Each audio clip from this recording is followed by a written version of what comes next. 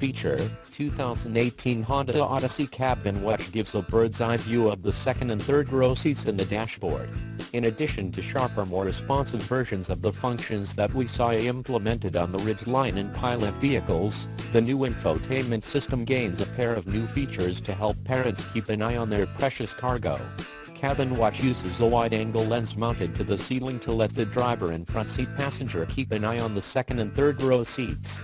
Subtle infrared lights mean that Cabin Watch can even see in the dark, and pinch-to-zoom functionality on the dashboard display allows a parent to, for example, zoom in on just a car seat they're interested in. Think of it as an eye in the sky that lets you see almost everything in the rear cabin without twisting around and looking away from the road. A complement to Cabin Watch is Cabin Talk, which Honda's representatives affectionately called the voice of God. Cabin Talk uses microphones in the front roof console to amplify and project the driver's voice through the cabin speakers or the rear seat entertainment headphones at the touch of a button. This means that a parent in the front seat doesn't need to turn around to address the kids out back and doesn't even need to raise their voice. This works similar to a feature I saw debuted on the Toyota Highlander a few years ago, but a bit louder and better defined. Rounding out the available technology is the optional Honda Sensing Driver Aid Suite.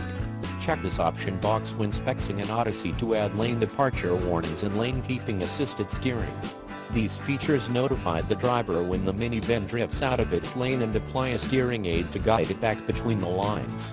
Honda Sensing also includes forward collision warning with autonomous emergency braking and adaptive cruise control, blind spot monitoring, rear cross-traffic alert, and a rear camera. Round out the active and passive driver aid technologies available.